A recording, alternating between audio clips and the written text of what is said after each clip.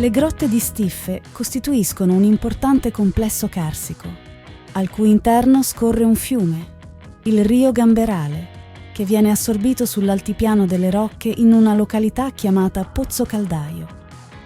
In realtà è una zona di assorbimento molto diffusa, caratterizzata da piccole fratture, dove gli speleologi non sono mai riusciti ad entrare.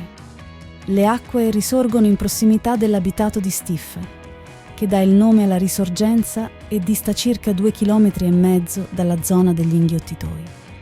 La grotta è conosciuta a memoria d'uomo perché presenta un ingresso ampio e ben visibile. L'acqua che ne fuoriesce ha formato nel tempo una piccola forra che raggiunge il fiume Aterno nella valle sottostante. Ripercorriamo brevemente la storia della risorgenza di Stiffe.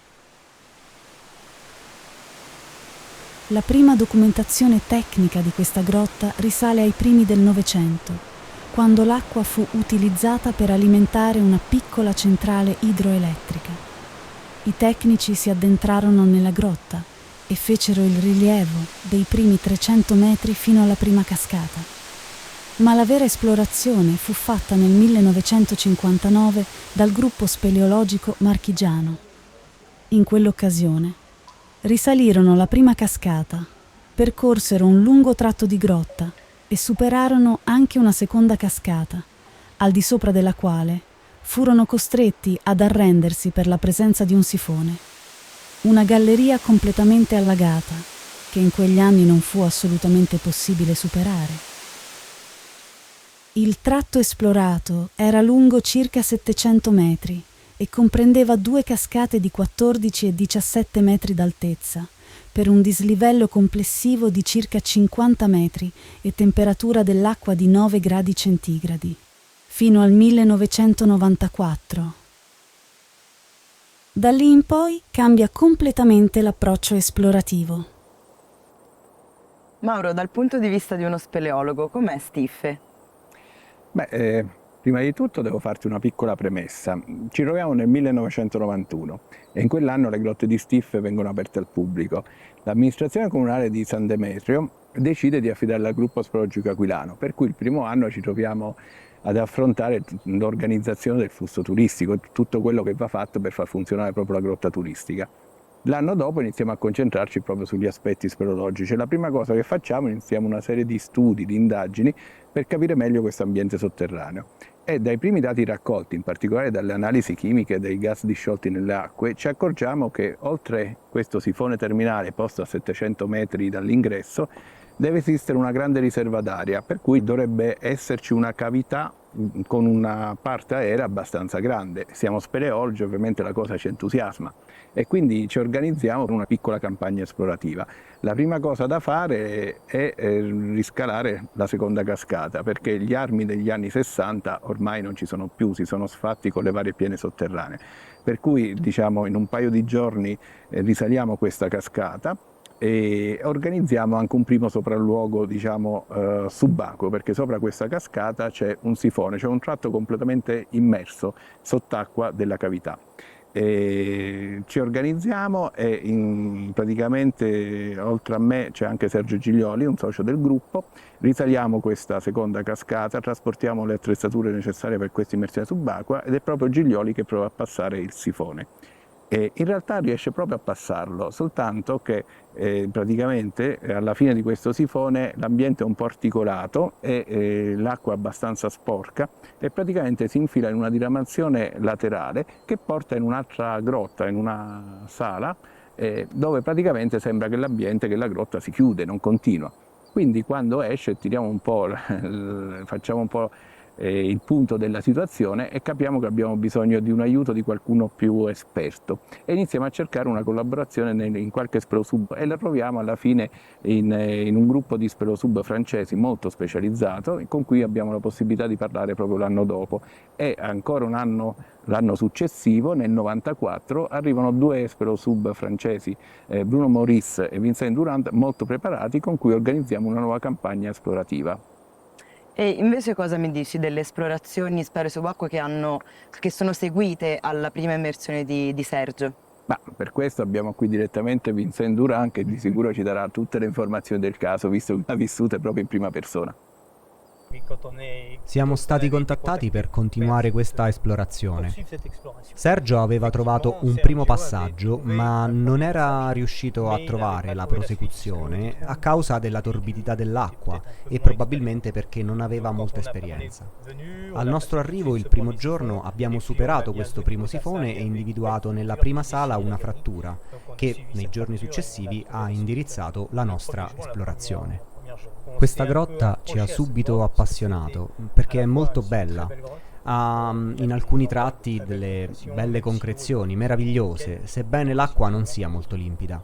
È stata anche un'esperienza dal punto di vista umano, perché le persone che abbiamo avuto modo di incontrare sono davvero straordinarie e per questo ci siamo affezionati ancora di più a questi luoghi. È proprio una bella grotta. Non è usuale riuscire a percorrere 2 chilometri di gallerie piuttosto vicino all'ingresso e senza particolari difficoltà, ad eccezione dei sifoni ovviamente, e poi trovare una serie di cascate come quelle che abbiamo raggiunto. Può accadere, ma non è per nulla scontato. Vincent, tu che conosci bene la grotta di Stiffe, mi potresti far vedere l'evoluzione del rilievo anno per anno delle vostre esplorazioni? Quando abbiamo iniziato l'esplorazione, nessuno aveva superato il primo sifone.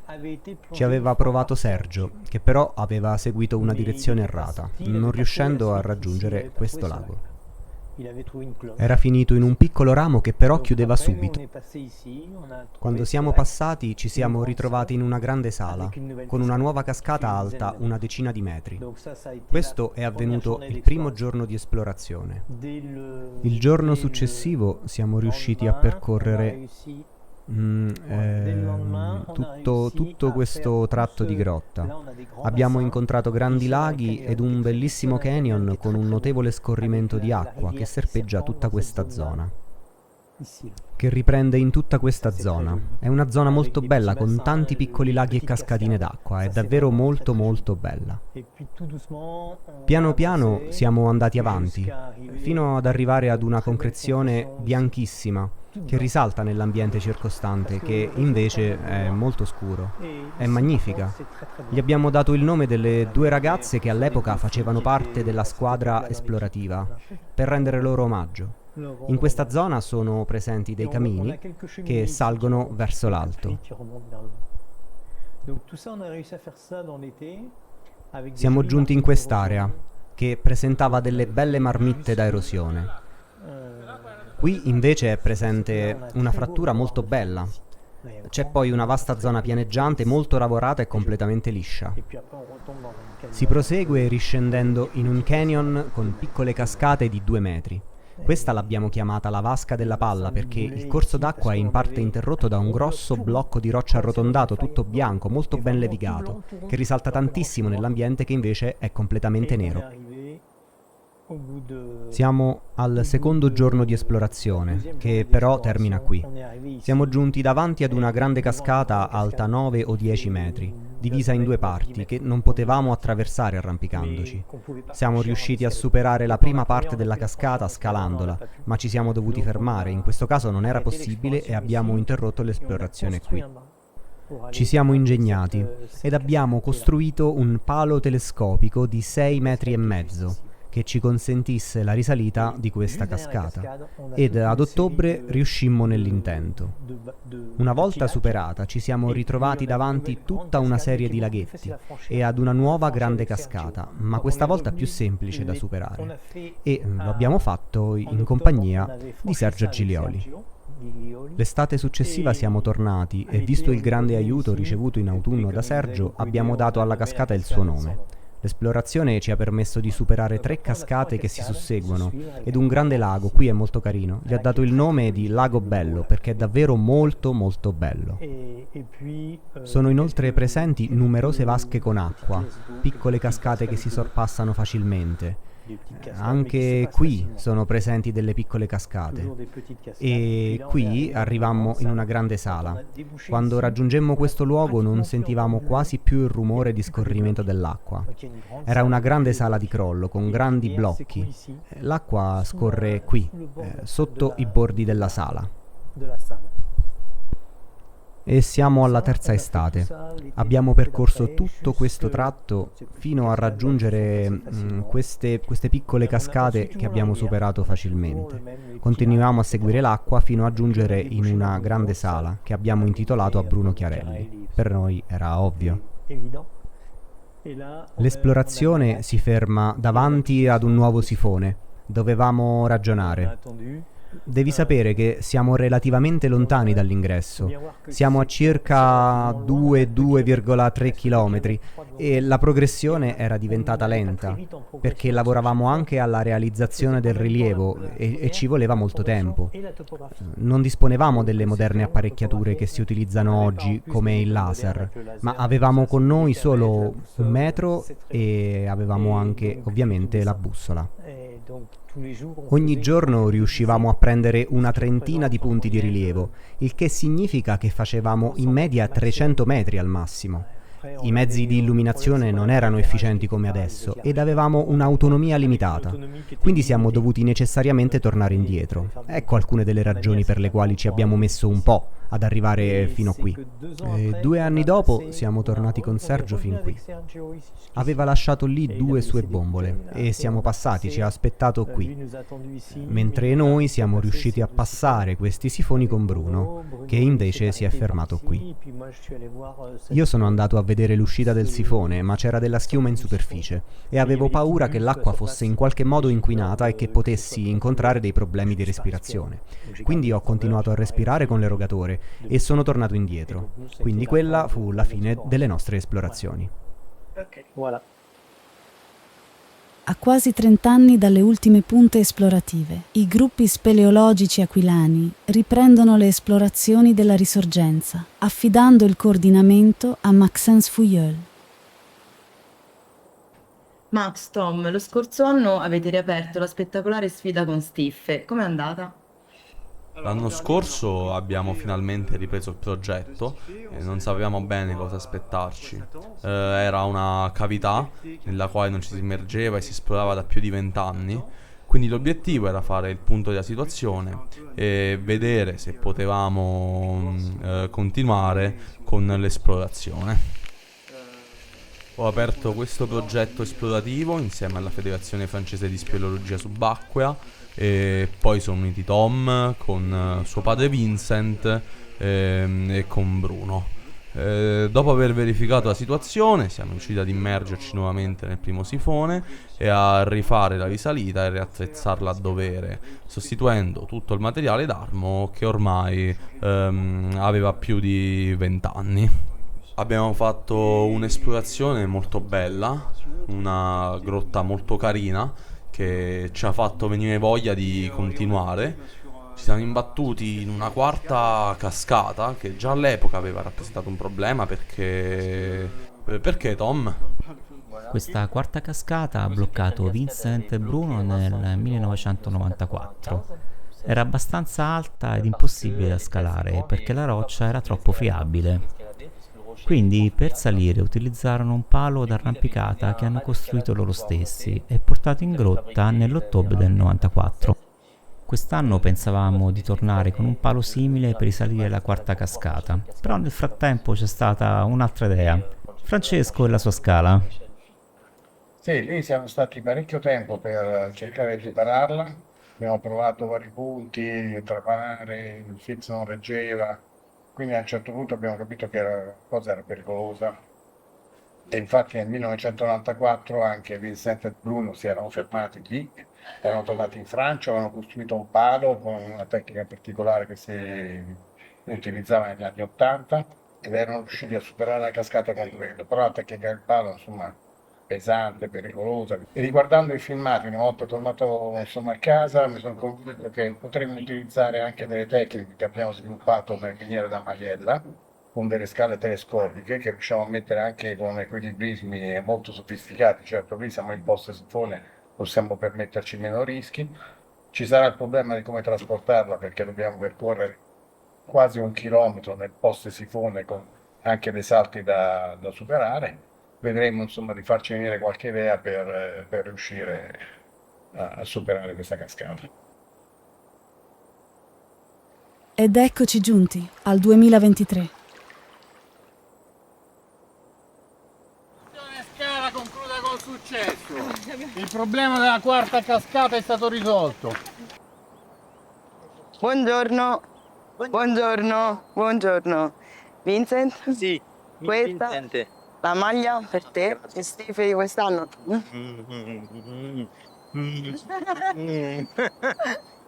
Grazie. Max, questo è per te. Grazie. Ok, tutto bene? Bene. Siamo pronti? Pronto? Pronto. Grazie. Caffè miei. Ok. Tom, Ciao.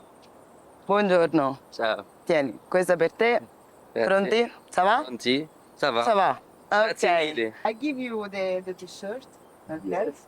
The S is for you. Yes. Okay. And this one is for you. Letizia. This for me. For. Thank you. The M for you. Thank you. Me. And this. Thank you very much. You're welcome. You're ready? So nice. Thank you so much. You're welcome.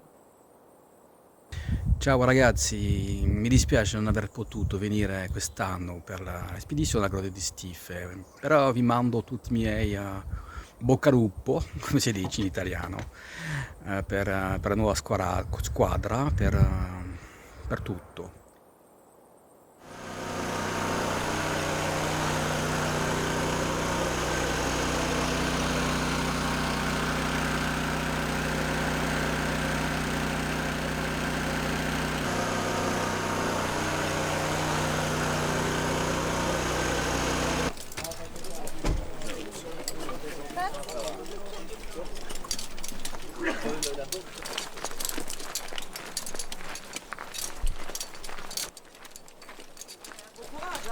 Merci. Merci.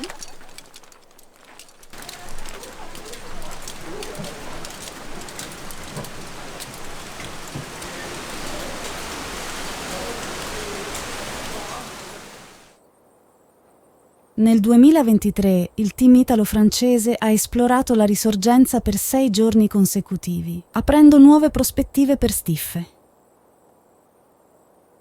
Ok ragazzi, questa settimana è finita, avevamo la grotta che era lunga 2,3 km. Che è successo di nuovo? Sì, siamo giunti alla fine di questa settimana esplorativa e ci sono tante novità. Siamo riusciti a superare l'ostacolo dell'anno scorso, la quarta cascata. Siamo riusciti ad andare oltre il punto raggiunto da Vincent più di 20 anni fa. Siamo riusciti a trasportare l'attrezzatura al sifone 2, ad immergerci nel sifone 2 e nel sifone 3. E da lì è cominciata un'esplorazione completamente nuova. Dopo 200 metri di progressione abbiamo scoperto un quarto sifone lungo una trentina di metri e poi altri 100 metri di grotta che terminano in una grande sala, una camera enorme alta quasi 40 metri. Nella sala però perdiamo il ramo attivo della grotta, è stato un po' demoralizzante perché non c'era più alcun segno di prosecuzione evidente. Alla luce di tutto ciò, dovremmo rielaborare nuovi obiettivi per le esplorazioni future. L'ostacolo maggiore da superare quest'anno è stata la quarta cascata, che però Francesco ci ha permesso di affrontare e oltrepassare facilmente con il metodo di cui vi parlerà. Tra l'altro l'abbiamo aggredita lo scorso anno con scarso successo, ci aveva bloccato. Riguardando i filmati, insomma, ci eravamo resi conto che con le tecniche che abbiamo sviluppato nelle miniere della Maiella avremmo potuto utilizzare una scala telescopica. Nel 94 la cascata era stata superata con la tecnica del palo. Questa è un'idea tutto sommato più semplice, meno rischiosa. Vincente ce l'ha rimesso un dente, insomma, 30 anni fa. Quindi abbiamo sviluppato questa idea, abbiamo trovato un partner tecnico che ci consentisse di portare la scala fisicamente fino a là, 1 chilometro di progressione, insomma, impegnativa. Quindi abbiamo costruito un sacco su misura, ce l'ha costruito l'azienda T2.0. Il 15 luglio abbiamo iniziato le operazioni della modella teleferica, abbiamo portato sulla scala, abbiamo superato il sifone con la scala. Il 16 luglio io e Silvia l'abbiamo portata fino alla quarta cascata e poi il 12 agosto Siamo riusciti nell'intento di superare la quarta cascata con la scala. È stato complesso comunque perché sotto cascata naturalmente non era facile né portarla né tenerla, quindi l'ho tenuta io, l'ho riuscita a salire, gli ho passato la corda e abbiamo attrezzato. Così quando sono arrivati loro il problema della quarta cascata era risolto, anche perché la grotta è comunque complessa di per sé anche a causa dell'anidride carbonica e dell'aria non proprio perfetta, no? Sì, la preoccupazione principale era la concentrazione dell'anidride carbonica. Lo scorso anno abbiamo effettuato diverse misurazioni e la percentuale era del 2,5. Quest'anno fortunatamente il livello di CO2 era molto più basso, 1,5 prima del secondo sifone, 1,8 prima del quarto sifone. In ingresso al secondo sifone abbiamo avuto una bella sorpresa. Abbiamo ritrovato le bombole che Sergio dovette abbandonare nel 2003 durante la sua ultima traversata con il gruppo speleologico di Roma. Dopo un rapido controllo della qualità dell'aria, abbiamo deciso di utilizzarle per attraversare i sifoni 2 e 3, cosa che ci ha permesso di risparmiare molta energia nei trasporti. Il primo giorno siamo partiti tutti insieme. La squadra era composta da 6 persone ed abbiamo raggiunto la quarta cascata per poi muovere verso la quinta, la sesta e anche la settima, che abbiamo superato pure quest'anno e che abbiamo riarmato più lateralmente per evitare l'acqua in caso di piena. Quindi abbiamo lavorato sostanzialmente nel riarmo. Poi abbiamo fatto una ricognizione fino al secondo sifone, dove abbiamo trovato le bottiglie e le bombole di Sergio. Siamo tornati martedì in numero più contenuto, Tom, Maxens e io. Abbiamo superato i sifoni 2 e 3 riarmandoli allo stesso modo di Vincent. È stata una bella emozione, perché Tom era la sua prima esplorazione oltre il sifone sulle orme del padre. Abbiamo percorso 200 metri di gallerie in cui erano presenti diverse cannule e concrezioni varie e ci siamo imbattuti in un nuovo ostacolo, un nuovo sifone. Maxens si è immerso nuovamente ed ha passato il sifone che era lungo circa 30 metri. Jeremy, Paul ed io decidiamo di ritornare il giorno dopo. Abbiamo superato il quarto sifone utilizzando le bombole di Sergio e poi abbiamo percorso 80 metri di galleria molto carina, con un modesto scorrimento. Raggiungiamo la base di una grande frana composta da numerosi blocchi, al di sotto dei quali c'è scorrimento, e all'improvviso, poco più avanti, scopriamo una sala enorme. Jeremy? La sala è splendida ed è davvero grande. Misura 40 metri di altezza, 40 metri di larghezza e 50 metri di profondità. Tende a salire. Ci sono grossi blocchi che sono evidentemente crollati dal soffitto. Si capisce subito che è successo qualcosa alla volta. Un crollo ha infatti bloccato l'alveo del fiume. Sebbene il percorso che abbiamo seguito tendeva a restringersi leggermente, abbiamo continuato a seguire il flusso principale dello scorrimento. Con Polò siamo scesi lungo il percorso della frana per cercare in qualche modo di ritrovare il ramo attivo. Abbiamo poi fatto il rilievo dell'intera sala per acquisire quanti più dati possibili al fine di collocarla correttamente sulla carta topografica. È una sala grande, molto bella, la sala più grande del sistema carsico di Stiffe che abbiamo trovato finora. Ovviamente eravamo super entusiasti e l'eco che risuonava al suo interno mentre parlavamo era splendido.